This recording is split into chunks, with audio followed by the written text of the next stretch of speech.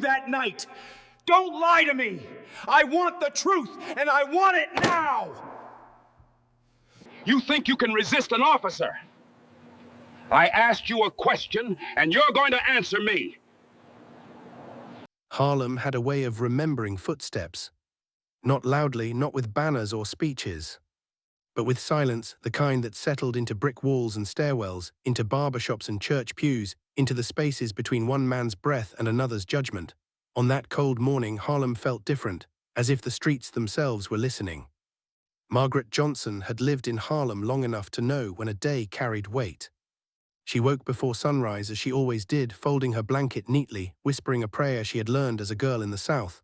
The prayer was not for safety, she had stopped asking for that years ago. It was for steadiness, for grace, for the strength to walk with her back straight even when the world leaned against her. She was Bumpy Johnson's mother, though most people did not know it at first glance. She did not wear her son's reputation on her shoulders. She wore simple coats, carried a modest purse, and spoke softly. But there was something unmissable about her presence, a quiet authority that came from raising a child in a world determined to harden him. That morning she planned to take the bus down Lenox Avenue to visit a friend from church. The air was sharp, the kind that bit through gloves. Harlem was waking slowly, shopkeepers lifting metal gates, children hurrying to school, radios humming behind apartment windows. Margaret stepped carefully onto the sidewalk. She had taken only a few steps when she noticed the patrol car. It was parked unevenly near the curb, engine idling. Two officers stood beside it, talking low, laughing about something she could not hear. She did not look at them directly, not out of fear but habit. In Harlem, eye contact could be misread. She knew that lesson well. As she passed, one of the officers turned. "Hey," he said, voice sharper than necessary. Margaret stopped slowly, respectfully. "Yes, officer." He looked her up and down, eyes lingering in a way that made her spine stiffen. His partner leaned against the car, arms crossed, uninterested. "Where you headed so early?" the officer asked. "To church," she replied. It was not a lie. Even when she went elsewhere, she answered that way. It felt safer. He smirked. "Church doesn't start till later." "I like to be early," she said calmly. "That should have been the end of it." "It was." The officer stepped closer, too close, his presence pressed into her space like a test. "You carrying anything you shouldn't be?" Margaret's heart beat once hard. She shook her head. "No, sir." "Mind if I check?"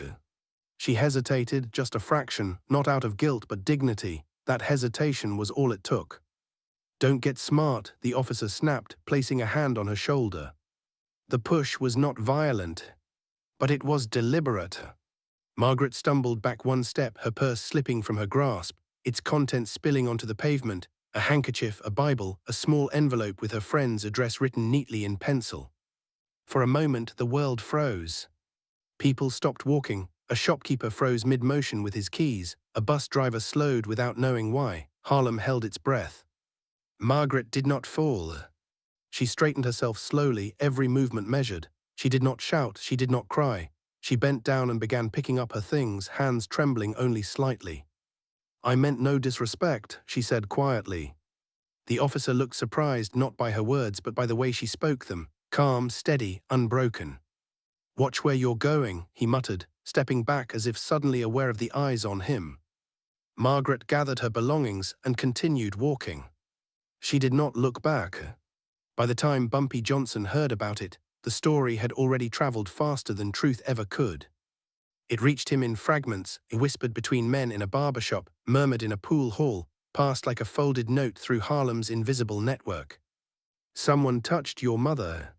That's what they're saying." Police officer pushed her. Bumpy was sitting alone at a small table, a cup of untouched coffee in front of him. He did not react immediately. He had learned long ago that first reactions were the most dangerous. "Who?" he asked finally. "No one knows the name. Patrol officer, Lenox Avenue." The room felt smaller. Bumpy closed his eyes just for a second. In that moment he was no longer the man Harlem whispered about. He was a boy again, watching his mother scrub floors late into the night, teaching him that respect was not something you demanded, it was something you lived. He stood up. "No noise," he said calmly. "No crowds, no foolishness." The men watched him carefully. They had seen anger before. This was different. This was restraint, the kind that made people uneasy. "I'll handle it," Bumpy said. And he walked out.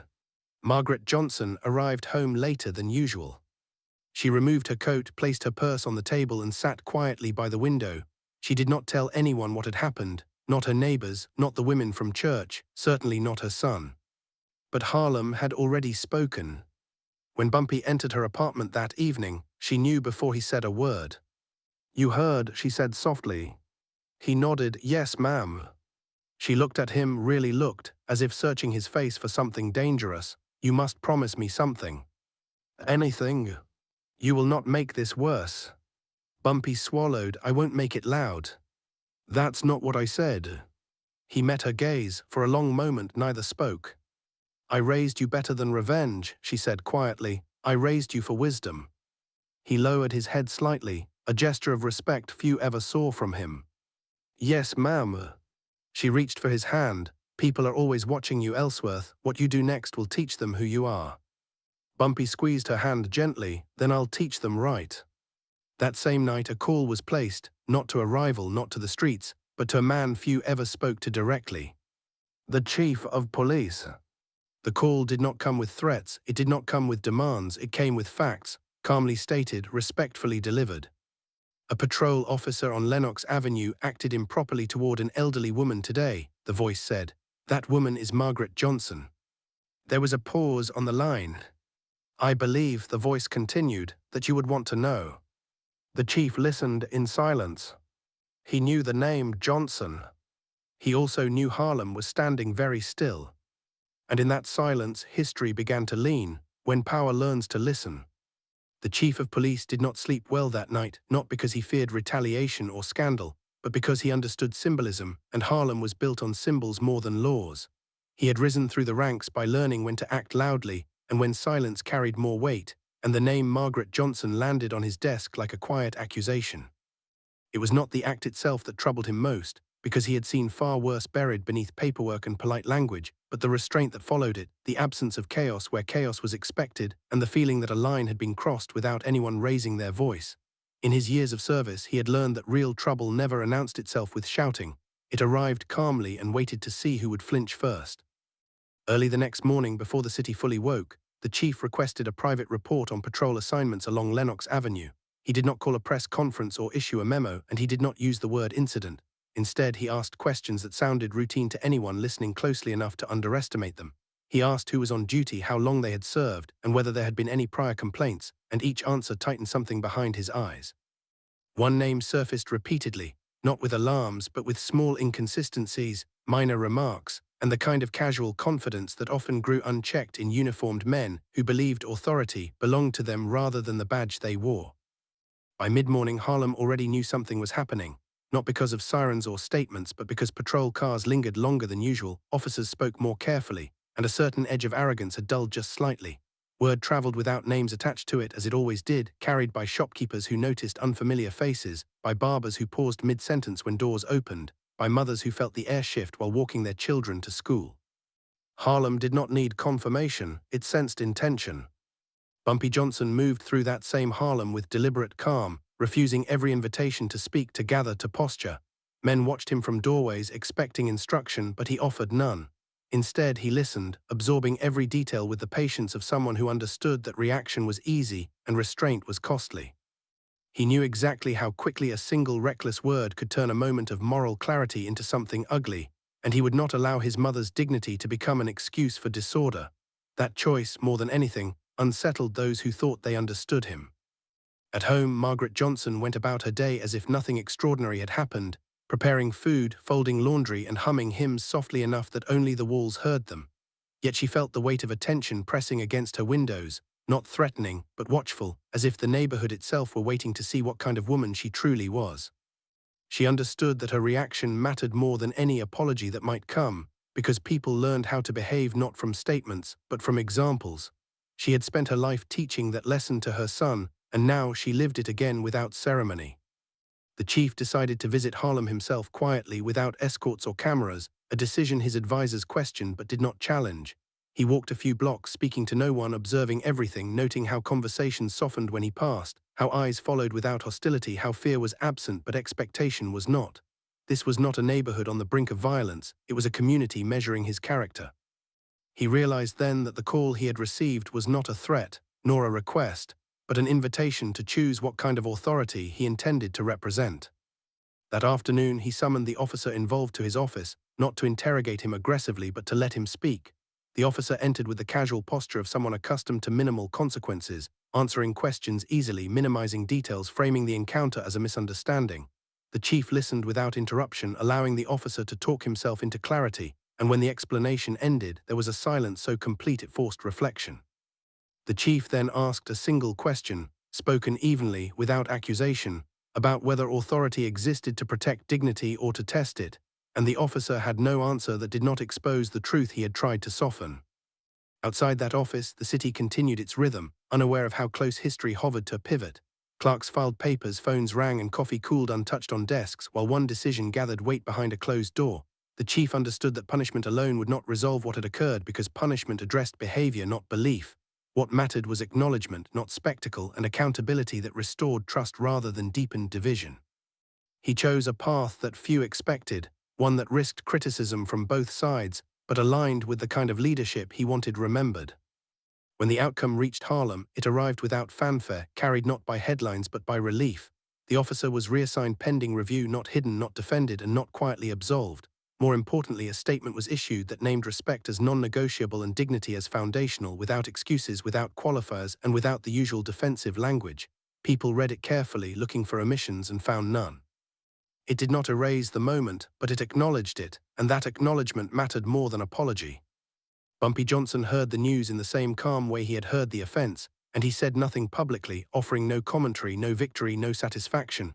Those who waited for a display of triumph found none, and in that absence a deeper lesson settled. Power, they realized, did not always announce itself with force. Sometimes it simply refused to misuse opportunity.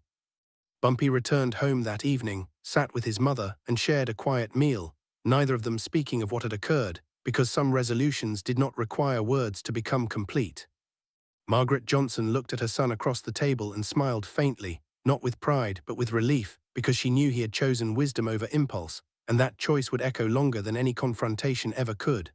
Harlem, too, felt that echo, subtle but steady, like a reminder that dignity could still command attention in a world accustomed to noise. The streets resumed their rhythm, but something beneath them had shifted, a small correction in the balance between authority and accountability, guided not by fear but by conscience. What remains after silence? Time did what it always did in Harlem. It moved forward, but it did not forget. In the days following the chief's decision, the neighborhood settled into a strange calm, one that felt earned rather than imposed, as though something fragile had been placed carefully back where it belonged. People spoke less about the incident itself and more about the absence of escalation, the way a moment that might have ignited anger instead became a lesson passed quietly from one person to another. In barbershops and kitchens, in stairwells and storefronts, conversations drifted toward responsibility, toward how power behaved when it was truly tested, and toward the realization that restraint could sometimes reshape outcomes more profoundly than force ever could. Within the department, the atmosphere changed in subtle but unmistakable ways. Officers became more aware of how they were seen, not out of fear of punishment, but because the standard had been made visible. The chief did not issue sweeping reforms or dramatic speeches. Instead, he reinforced expectations through presence, through consistency, and through a refusal to excuse behavior that eroded trust.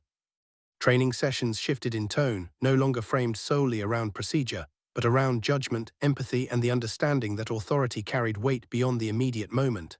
Some officers resisted quietly, others welcomed the clarity, but all understood that something fundamental had been acknowledged, and that acknowledgement would not be undone easily.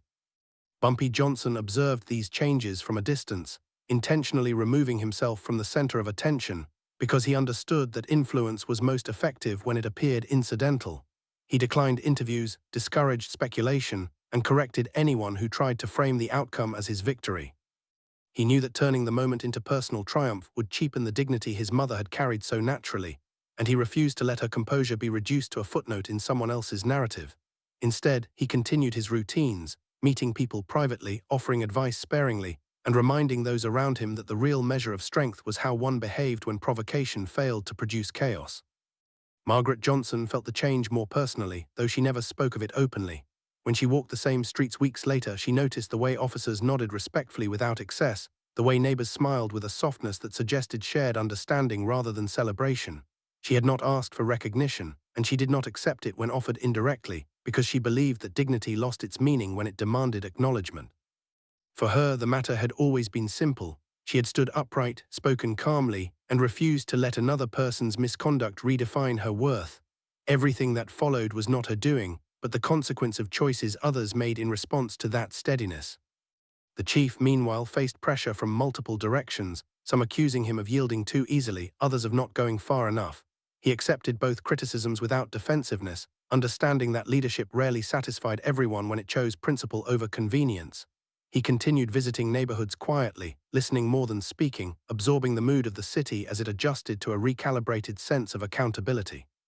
He understood that trust was not restored through a single decision, but through repeated alignment between words and actions, and he committed himself to that alignment with a patience that surprised those who expected swift reversals. What none of them could fully anticipate was how the story would travel beyond Harlem, stripped of names and details, transformed into an example referenced in training rooms, community meetings, and private conversations between people navigating their own versions of authority and resistance. The lesson was not about blame or absolution, but about the power of measured response, about how restraint could interrupt cycles that had long relied on predictable reactions. It became a quiet reference point, invoked not loudly, but effectively whenever someone asked whether dignity still mattered in spaces where it had often been overlooked. Bumpy Johnson recognized that this was the true outcome, not the reassignment or the statement, but the shift in expectation, the subtle rewriting of what people believed was possible. He spoke once briefly to a young man who asked him why nothing dramatic had happened, why there had been no confrontation, no spectacle, no display of dominance. Bumpy told him that the loudest moves were rarely the strongest, and that the world remembered those who taught it how to behave better, not those who proved they could make it afraid. The young man listened, uncertain at first, then thoughtful, and walked away carrying a lesson he would not soon forget. As seasons changed and the incident faded from daily conversation, its influence remained woven into the city's fabric, not as a triumph or a scandal, but as a correction, a moment when multiple people chose not to fail the test placed before them. Margaret Johnson continued her life quietly, the chief continued his work with renewed clarity, and Harlem continued to breathe, a little steadier than before. History did not mark the day with monuments or plaques, but with something more enduring, an understanding that dignity, when defended without anger, could still command respect even in the most strained circumstances, the quiet shape of legacy. Years later, when people tried to remember exactly when something changed in Harlem, they struggled to point to a single date or moment, because the shift had not arrived with noise or force. It had arrived quietly, almost invisibly, through a series of restrained choices that resisted the familiar pull of escalation. The story of that morning on Lenox Avenue was rarely retold in full, and when it was mentioned, it came without dramatic embellishment, spoken instead as a reminder that power could pause, listen, and correct itself without losing authority. In a city accustomed to sharp turns and louder reckonings, that restraint became its own form of legend. Margaret Johnson lived long enough to see the neighborhood evolve, watching storefronts change hands and children grow into adults who carried new expectations of how they should be treated. She never positioned herself as a symbol, and she corrected anyone who tried to elevate her into one, insisting that she had done nothing extraordinary beyond refusing to surrender her dignity. Yet people remembered the way she had stood, the calm in her voice, and the refusal to answer disrespect with fear or fury. Her presence became a quiet benchmark, an unspoken standard against which moments of tension were measured, and that influence extended further than she ever acknowledged. For Bumpy Johnson, the experience settled into his understanding of leadership more deeply than any confrontation ever had. He had spent much of his life navigating environments where strength was measured by dominance and reputation was protected through intimidation, but this moment had reinforced something he had long suspected yet rarely articulated, that true authority did not need to announce itself. In choosing patience over reaction, he had preserved not only his mother's dignity, but his own sense of control, demonstrating that influence could operate without spectacle. Those who watched him learned that leadership could exist without commanding attention, and that lesson altered how many approached their own conflicts long after the immediate circumstances were forgotten. The chief of police eventually retired, his tenure remembered less for sweeping reforms and more for a reputation of steadiness during moments that demanded clarity rather than speed. In private conversations, he spoke of the incident as a reminder that leadership was not about defending institutions at all costs, but about protecting the values that justified their existence in the first place. He understood that his decision had not solved every problem, nor had it erased long-standing mistrust, but it had drawn a line that would be referenced again and again, quietly shaping how authority was exercised and questioned. In that sense, the impact extended beyond his career, influencing those who followed him in ways that no directive ever could. Harlem itself carried the story forward in the way it always carried truth, through memory rather than documentation, through shared understanding rather than official record. The streets continued to witness hardship and progress, conflict and cooperation, but beneath those cycles lay a subtle shift in expectation. People no longer assumed that dignity would be ignored or that restraint would be mistaken for weakness, because they had seen otherwise. That awareness did not eliminate injustice, but it changed how people responded to it, introducing the possibility that measured action could yield meaningful results without demanding sacrifice of self-respect. In later years, when younger generations asked why certain conflicts were handled differently, elders spoke not of names or ranks, but of choices, explaining that there had been a time when everyone involved could have made the situation worse, and no one did. They spoke of how restraint had redirected momentum, how silence had forced reflection, and how dignity had proven more disruptive to injustice than anger ever was. These stories were not framed as victories, but as lessons, reminders that the most enduring changes often occurred when individuals refused to behave as expected. Margaret Johnson passed away quietly, as she had lived, leaving behind no public statements or recorded interviews, only the memory of a woman who carried herself with unshakable grace. At her funeral, people from all walks of life gathered, not to mourn a public figure, but to honor a life that had taught them something without ever intending to. Bumpy stood among them, listening rather than speaking, understanding that legacy was not something one declared, but something others recognized over time. In that moment, he knew that the true outcome of that long-ago mourning was not found in reports or reassignment notices, but in the way people chose to remember what dignity looked like under pressure. History rarely announces when it is being shaped, and that day on Lenox Avenue never claimed to change the world. Yet in the years that followed, its influence appeared in small decisions, in pauses before reaction, in leaders choosing accountability over defensiveness, and in ordinary people standing upright when tested. The city moved on as cities always do, but it carried with it a quiet correction, a reminder that power could learn, that restraint could teach, and that dignity, once demonstrated, could echo far longer than outrage ever could.